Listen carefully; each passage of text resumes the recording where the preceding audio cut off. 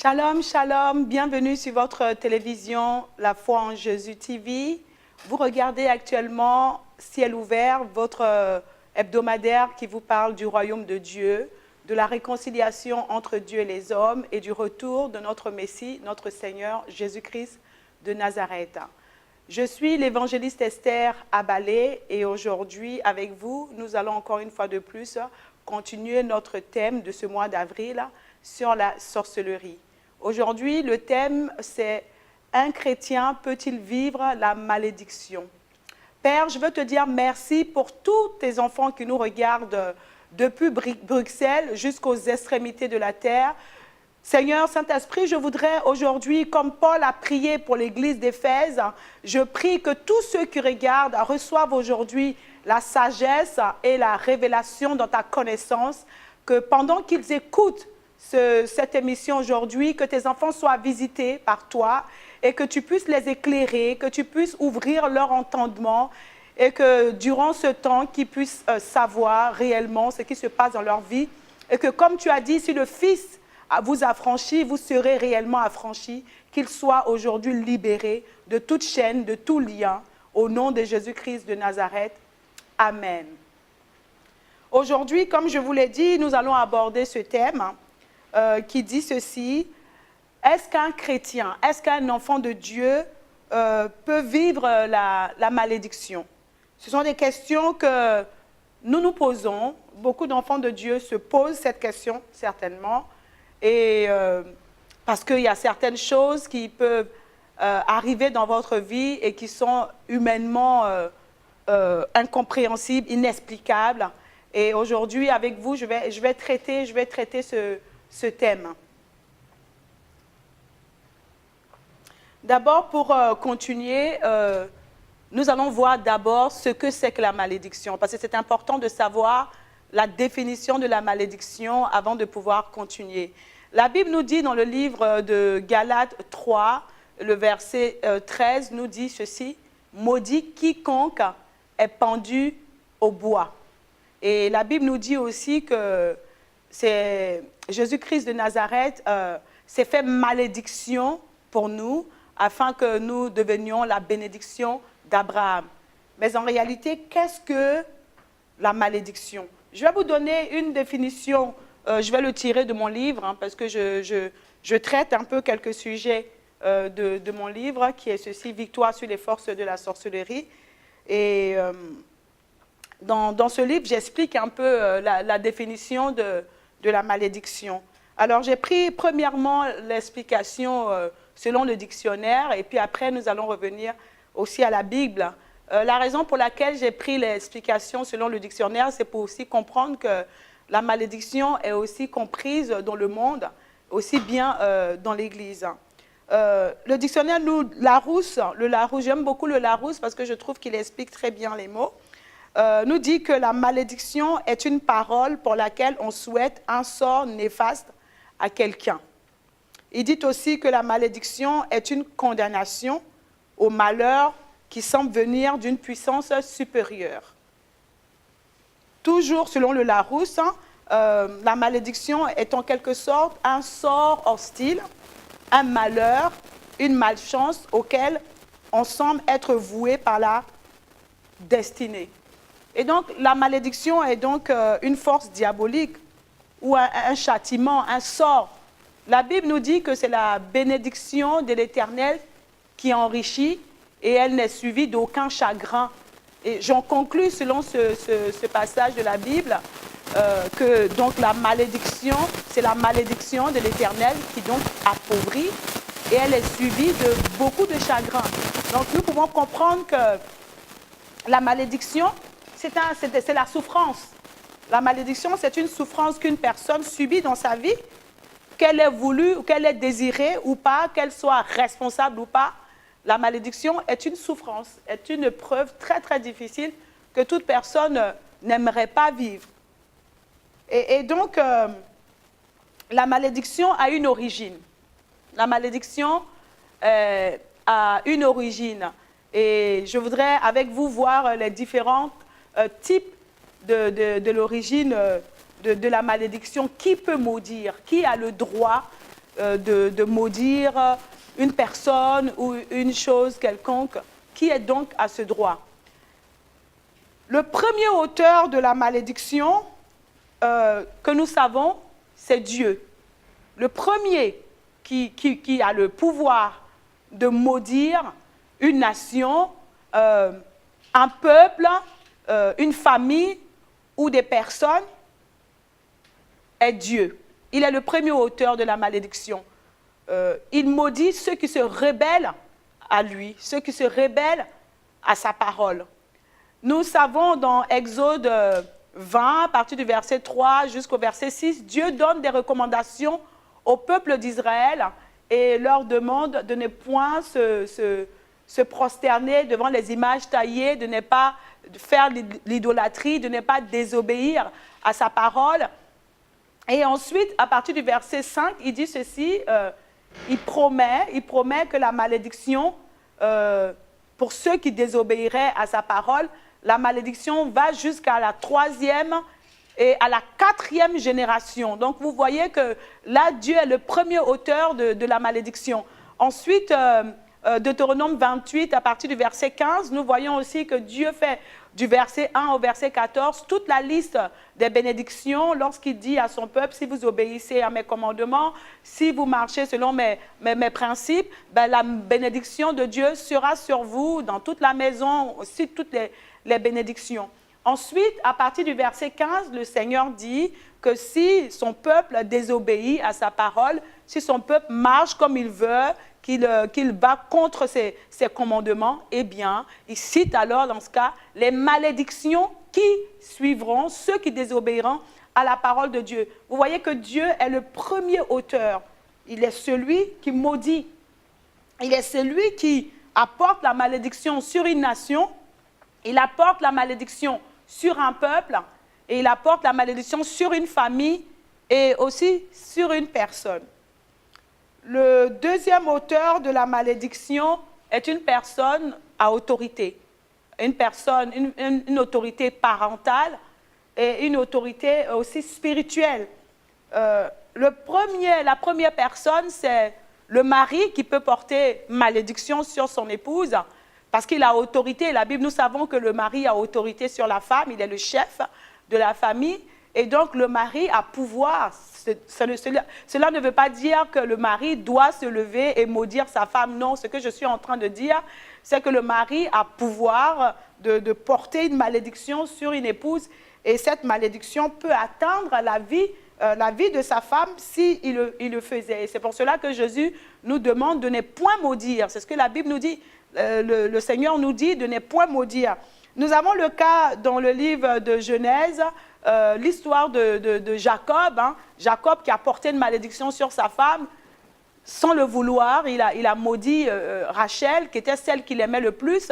Lorsqu'il fuyait la maison de Laban, Laban l'a poursuivi et lui a dit ceci. Laban lui a dit, mais pourquoi as-tu fui avec mes téraphim? Pourquoi tu es parti avec mes filles, mes petits-enfants, sans même me dire au revoir, et tu as aussi pris mes dieux, mes idoles. Jacob a tout de suite nié ce que son beau-père Laban avait dit et il a sorti une phrase, vous pourrez le lire. Il a dit à partir de Genèse 31, du verset 31 au 35, Jacob a dit ceci, il a dit que celui chez qui on trouvera le téraphim, bah, cette personne-là sera punie de mort, cette personne mourirait. Et il n'a pas pensé en aucun moment que Rachel, celle qu'il aimait le plus, avait dérobé ce téraphim. Et plus tard, nous voyons à la naissance de Benjamin que Rachel est morte et c'est dû à la malédiction que son mari avait portée sur elle.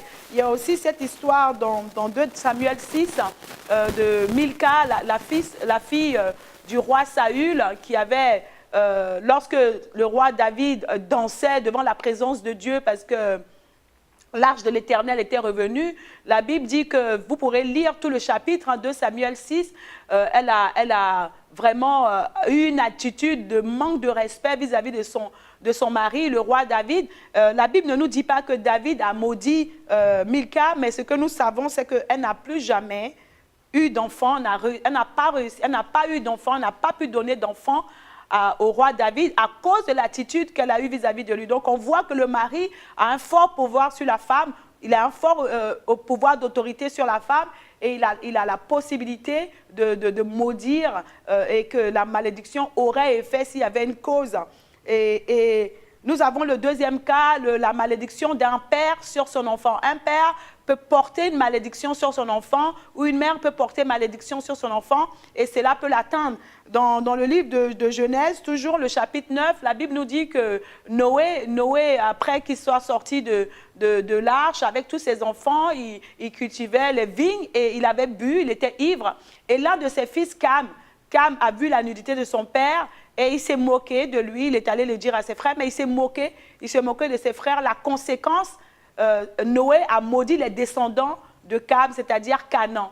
Et toute la malédiction qui était sur Canaan venait de la parole que Noé avait dit sur son fils Cam. Vous comprenez le pouvoir qu'un père peut avoir sur son enfant, une parole sortie sur ton enfant. C'est pour cela qu'il était important de bénir nos enfants, de faire attention à toutes les phrases que nous pourrons dire à nos enfants. Lorsque tu regardes ton enfant et tu lui dis que tu n'es pas intelligent, tu es bête, tu ne t'en sortiras jamais, un enfant sans intelligence, les paroles que nous prononçons sur nos enfants ont effet parce que vous savez qu'il y a une puissance dans la parole.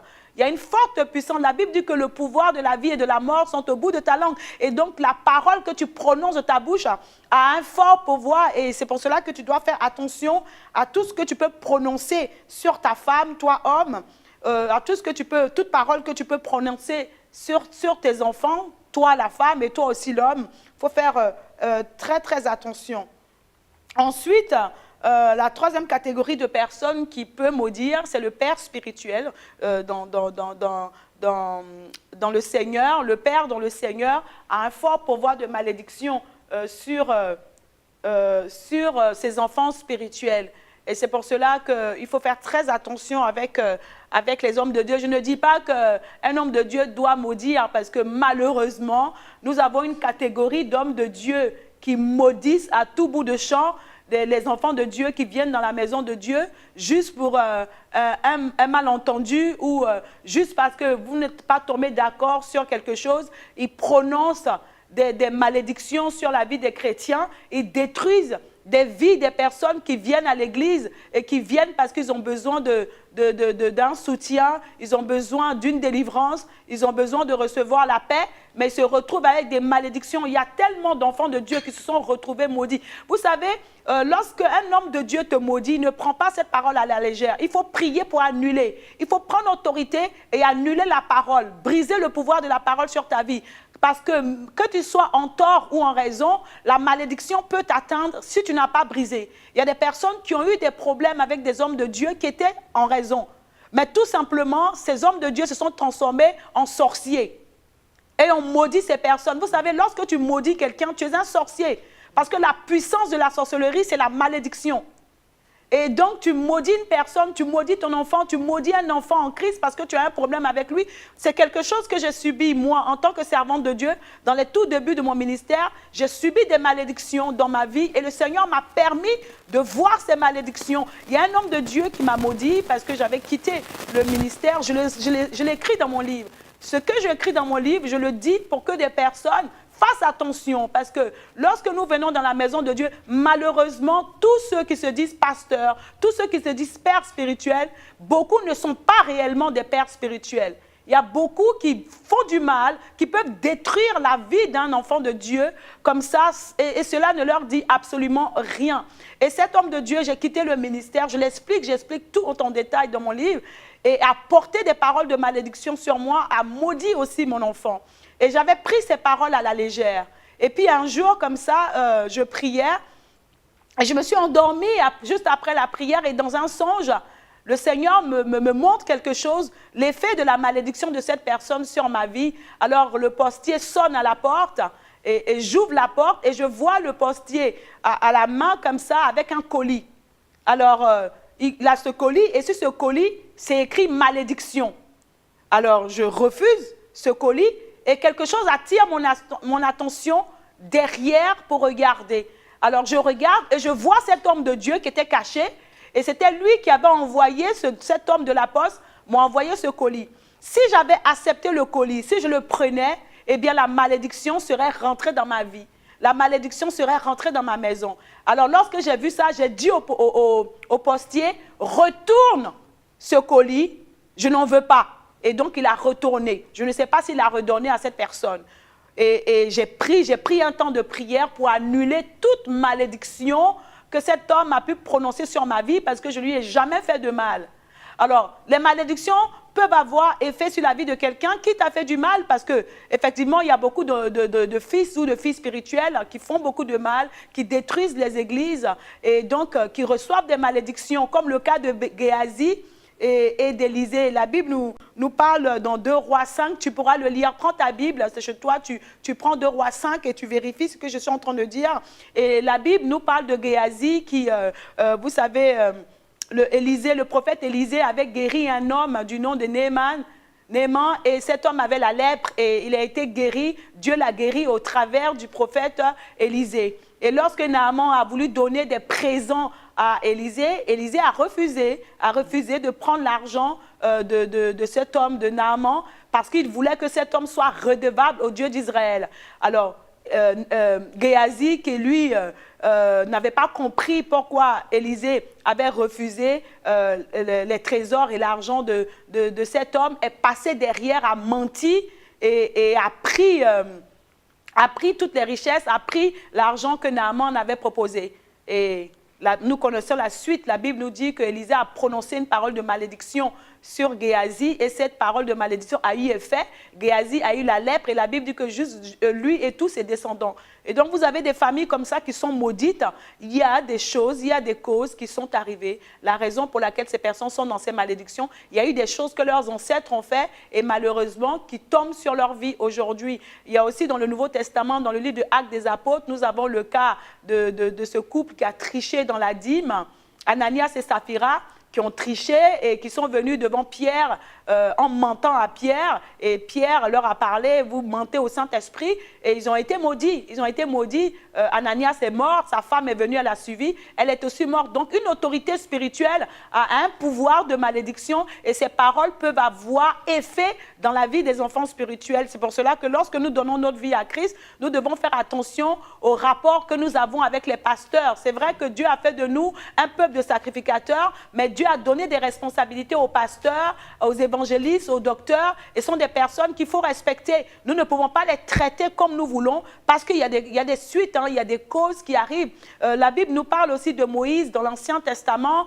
qui avait pris une femme noire, cette Éthiopienne que Moïse avait pris, et sa sœur Myriam était en train de murmurer. Elle avait même entraîné leur frère avec eux. Elle a commencé à murmurer et Dieu s'est mis en colère et il a frappé Myriam de lèpre. Ça donne, vous voyez, quand nous lisons tous ces passages, ça donne malheureusement droit à certains hommes de Dieu d'utiliser ces versets pour se permettre de maudire des personnes. Ils n'ont pas ce droit. Jésus nous dit de ne pas maudire. Dieu est juste le juge. Et si quelqu'un te fait du mal, Dieu lui se chargera de maudire. Mais toi en tant que pasteur, toi en tant qu'évangéliste, toi en tant que prophète, tu n'as pas le droit de prononcer des paroles de malédiction. Et ces hommes de Dieu se donnent le droit de maudire à tout bout de champ, comme ils entendent, alors qu'eux-mêmes vivent dans le péché, eux-mêmes ne sont pas justes avec Dieu.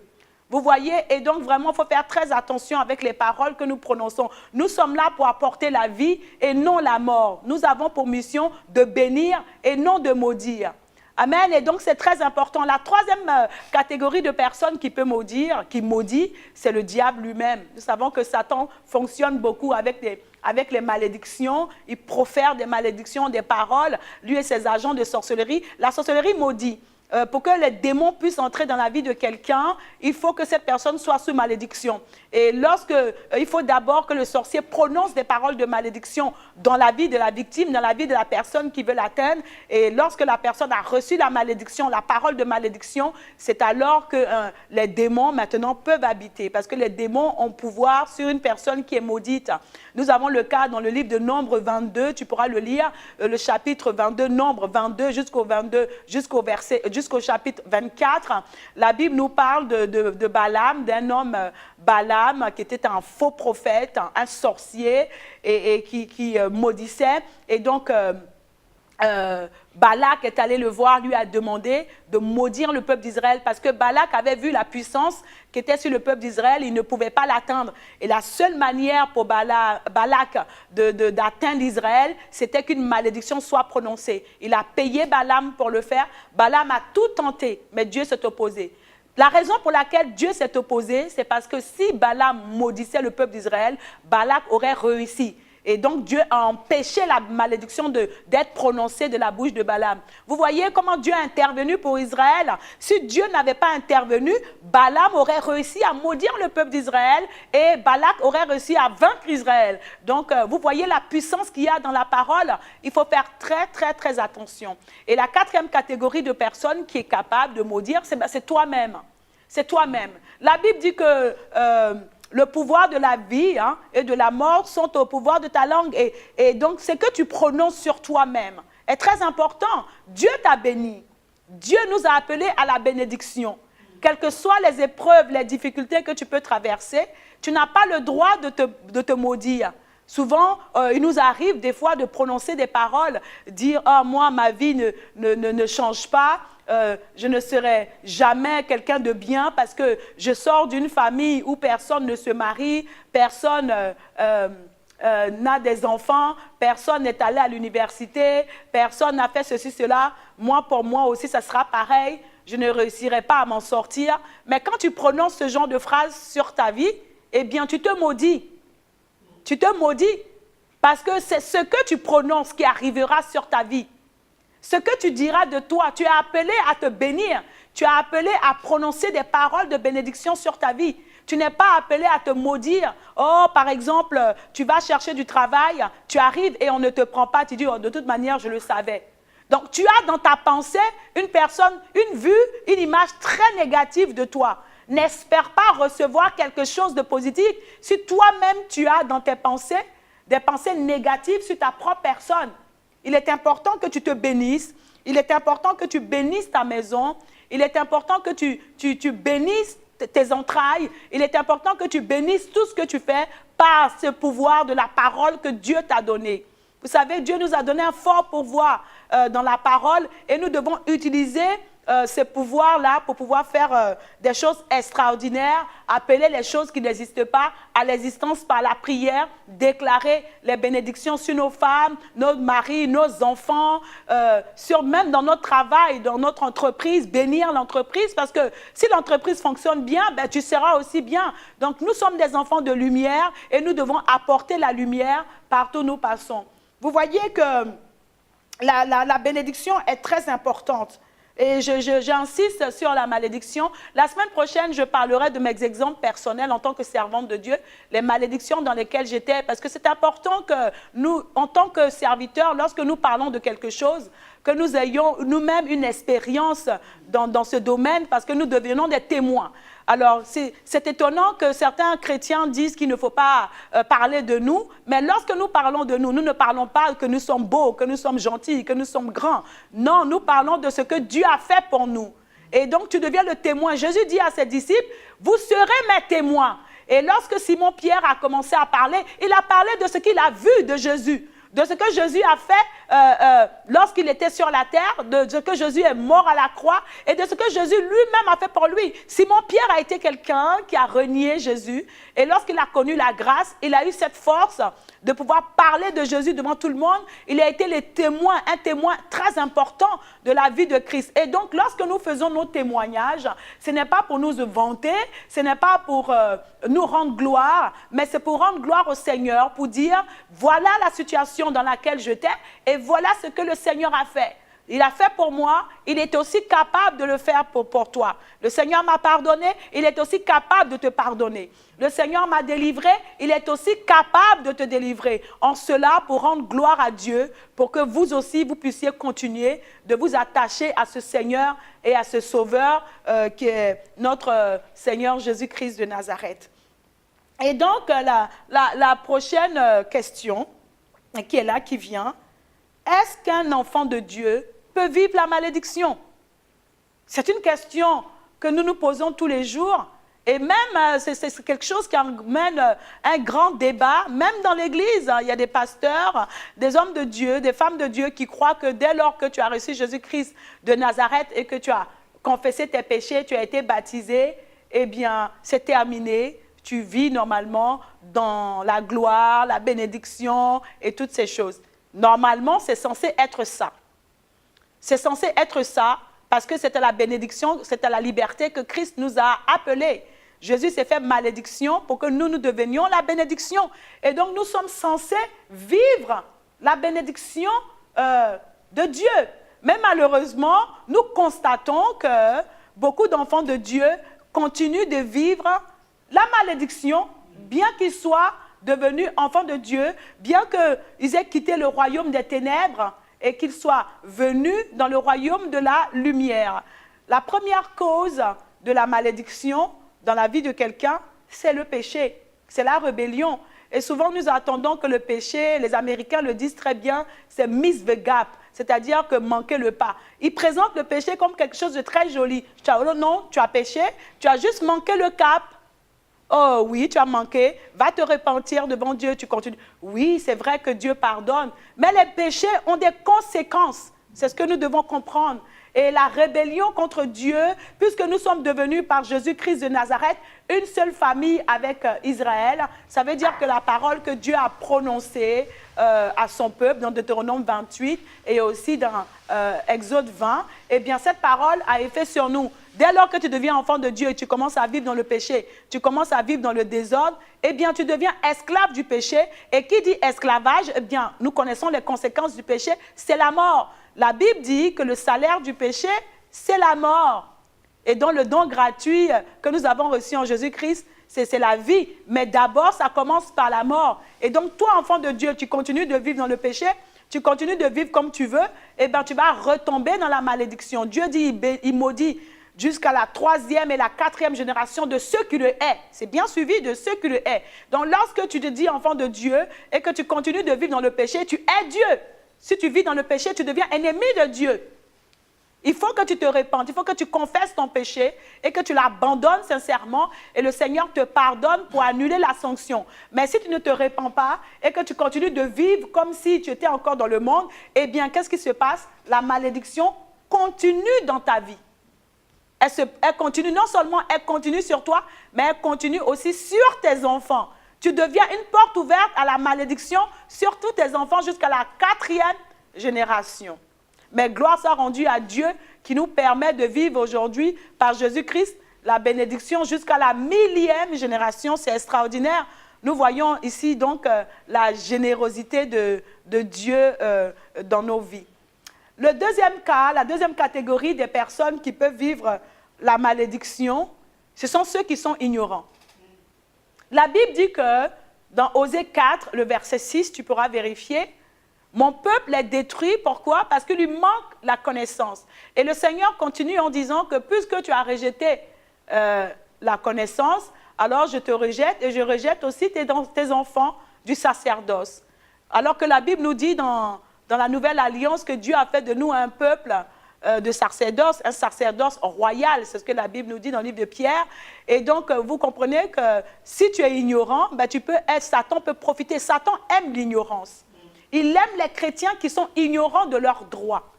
Si tu arrives en Belgique et que tu n'es pas au courant des droits du pays, ben, tu ne pourras jamais vivre les bénédictions de la terre belge. Si tu arrives en France, tu dois être au courant des lois de la nation française pour pouvoir jouir des droits. Mais lorsque tu es ignorant, ce n'est pas le gouvernement français qui viendra te donner tes papiers ou bien qui viendra te donner un travail. Si tu cherches un travail que tu ne vas pas dans les endroits où on peut t'aider à chercher du travail, ce n'est pas eux qui viendront à toi pour pouvoir te donner le travail. Et c'est ainsi qu'en tant qu'enfant de Dieu, lorsque nous rentrons dans le royaume, nous avons un testament qui est la Bible, nous avons un droit, une autorité, un pouvoir qui nous a été donné. Et lorsque nous ne connaissons pas nos droits, eh bien Satan profite de notre ignorance et en profite. Certains enfants de Dieu vivent des malédictions parce qu'ils ne savent pas, premièrement, que ce sont des malédictions, ils ne savent même pas ce que c'est, et ils vivent des situations qui leur arrivent, qui ne comprennent pas. La malédiction, c'est Ce sont des faits, des suites de malédictions qui sont inexplicables humainement parlant. C'est-à-dire, tu n'es pas maudit, tu ne vis pas une malédiction parce que tu as eu un échec une fois. Tu n'es pas maudit parce que tu as connu malheureusement un divorce une fois. Mais tu peux vivre la malédiction quand elle se répète et que tu as du mal à expliquer. Je prends l'exemple de mon cas. Je sors d'une famille où, par exemple, je suis enfant, je suis obligée de le dire parce que je le dis dans mon livre. J'aime mes parents et je ne dis pas cela pour les salir ou quoi que ce soit. Mon père était un homme marié lorsqu'il a connu ma mère. Et donc, je suis venue. Donc, c'est leur amour qui m'a donné naissance. Et je suis venue sur la terre très, très bien. Et malheureusement, il est mort quand j'étais très, très jeune. Donc, je ne l'ai pas connu du tout. Et cette malédiction était sur ma vie sans que je le sache personnellement. Alors, plus tard, quand je me suis donnée au Seigneur, une situation a fait que j'ai quitté la présence de Dieu. Ben, je suis revenue, mais je me suis mariée. Et la personne avec laquelle je me suis mariée n'était pas divorcée au moment où nous nous marions. Et donc, vous voyez que je suis entrée dans cette malédiction d'adultère, parce que mon mariage était considéré maintenant comme un mariage d'adultère.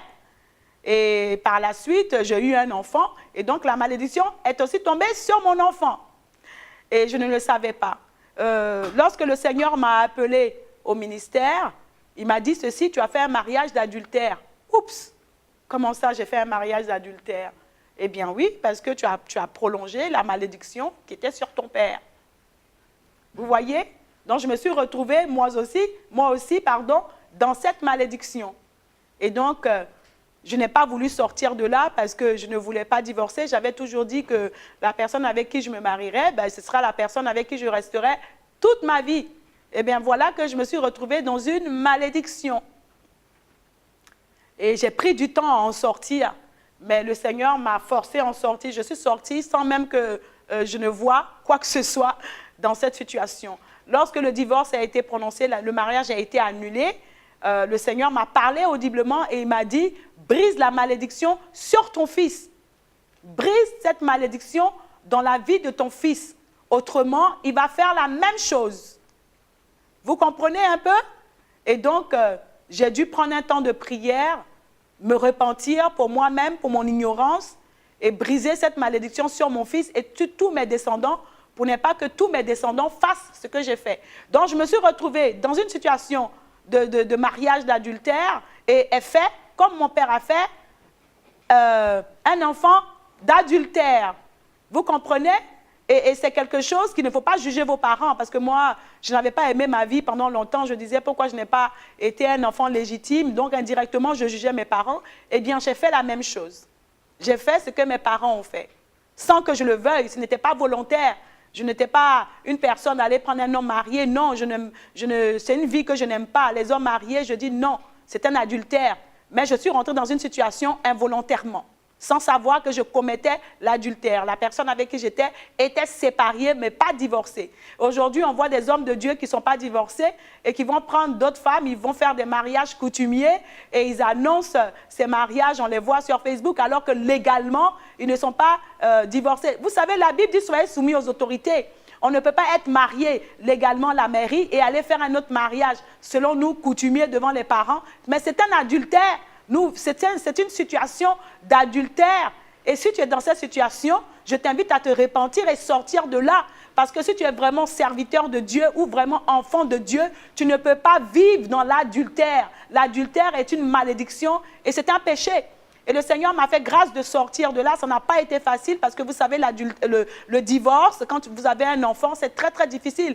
Et ça m'a fait vivre des souffrances pendant des années et ça n'a pas été facile pour moi. Mais je bénis le Seigneur qui m'a permis de sortir de cette malédiction et que j'ai pu prier pour briser cette malédiction sur mon enfant. Sinon, si le Seigneur ne m'avait pas révélé, mon fils aurait continué et perpétré cette vie de malédiction. Vous voyez? Et donc, il faut faire très attention à ce que nous faisons. Il faut prier pour que le Seigneur vous révèle. Il faut prier pour que le Seigneur te révèle les choses cachées. Il a dit dans sa parole, il a dit: invoque-moi et je te répondrai. Je te ferai voir des choses cachées. Il a dit qu'il n'y ait rien qui soit fait dans le secret qui ne vienne pas à la lumière. Et c'est pour cela qu'il est important, toi, enfant de Dieu, quand tu te donnes à Dieu, que tu sors d'une famille, si tu sais que tu es venu à Christ parce qu'il y avait tellement de souffrance dans ta famille, prends le temps de prier. Tu es baptisé, c'est vrai. Lis la parole de Dieu. Étant devenu enfant de Dieu, tu as maintenant le pouvoir de briser les malédictions. Tu as maintenant le pouvoir de te séparer, de briser, de couper le cordon ombilical parce que tu appartiens maintenant à Jésus.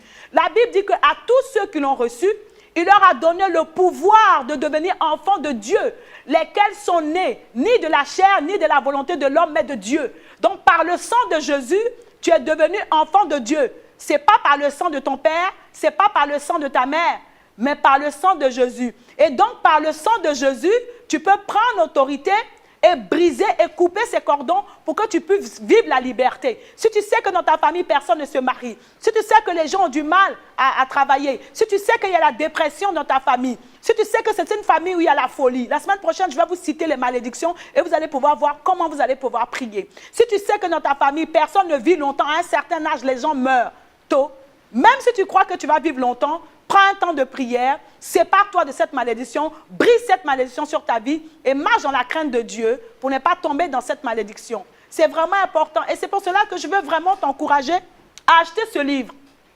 Je ne dis pas pour faire une pub. Je n'ai pas écrit ce livre pour devenir riche. Comme je l'explique dans mon livre, j'ai étudié. Et donc, ce n'est pas les capacités humaines qui peuvent m'empêcher. Et comme j'explique dans mon livre que j'ai fait dans le monde, j'ai fait la fraude, j'ai marché dans des choses qui n'étaient pas justes. J'ai aussi ouvert des entreprises. Donc, je suis une personne à qui Dieu a donné vraiment une capacité de faire des choses. Donc, je ne suis pas une personne paresseuse où certaines personnes disent n'achetez pas les livres. Mais ce que je peux vous dire, c'est que achète ce livre. J'ai pris du temps à expliquer certaines malédictions. J'ai pris du temps à faire un témoignage personnel dans ma vie pour que tu comprennes que tu peux, en Jésus, être délivré. Jésus m'a délivré. Il peut aussi te délivrer des malédictions qui peuvent arriver dans ta vie. Prends ce livre, achète-le et fais tes prières. Même si tu es dans une église que le pasteur ne croit pas qu'un enfant de Dieu peut vivre les malédictions.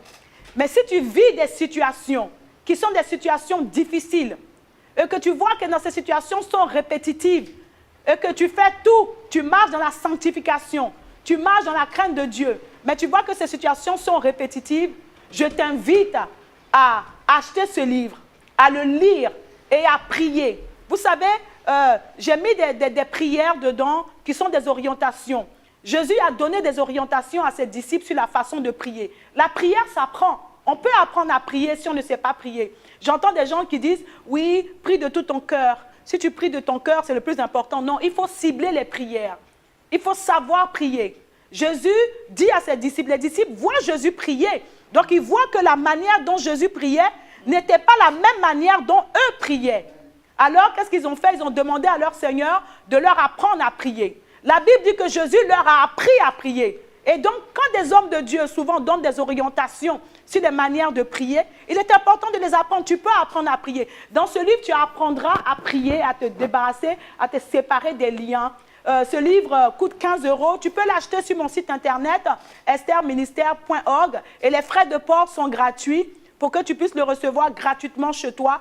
Tu peux aussi m'appeler, me téléphoner à ce numéro qui s'affiche sur l'écran. Je pourrais te les livrer pour ceux qui ne veulent pas payer sur leur site. Tu peux aussi me payer par mandat.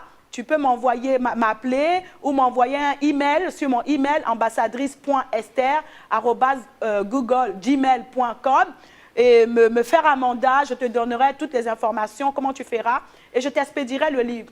Cherche ta vie. Bats-toi pour ta vie.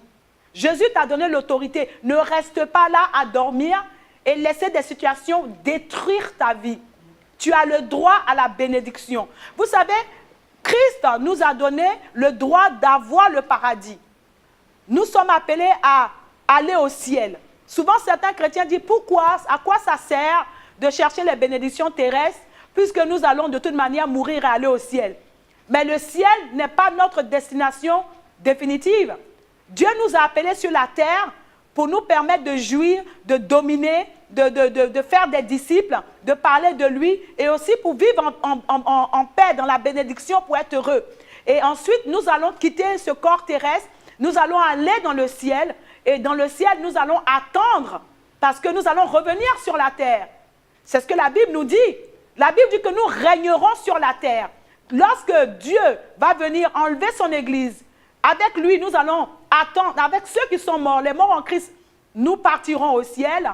Et qu'est-ce qui va se passer? Dieu va venir juger la terre.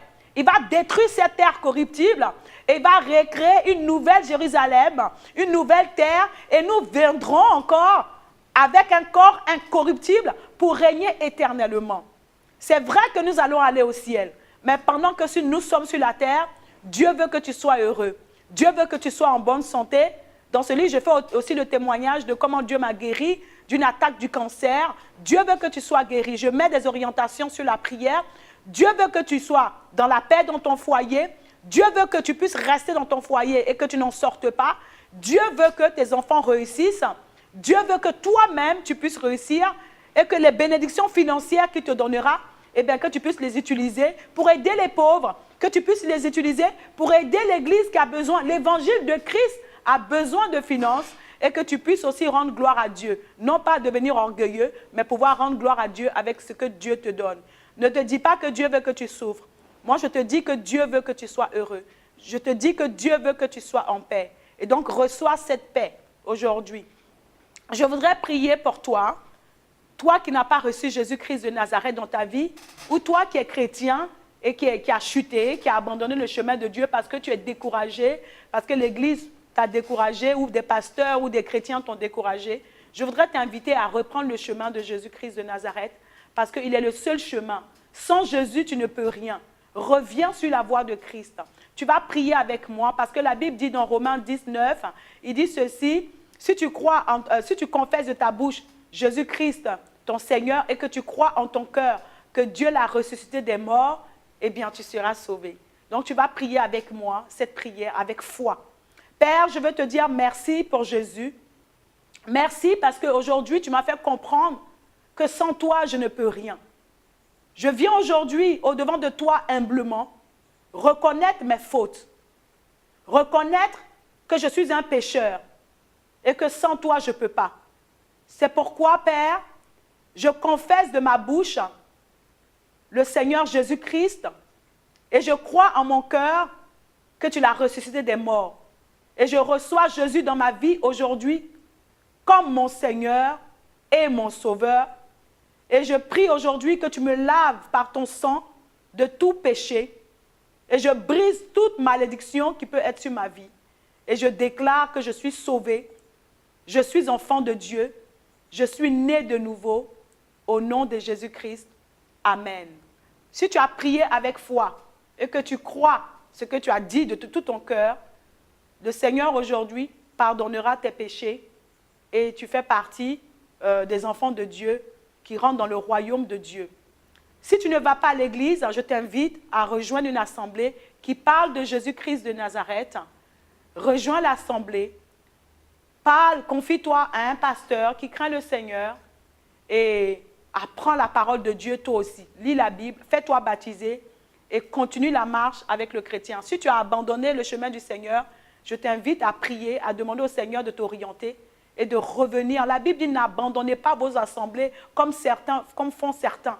Tu n'as pas le droit de rester chez toi. Vous savez, lorsque nous restons à la maison, les tentations viennent et nous retombons doublement plus dans le péché.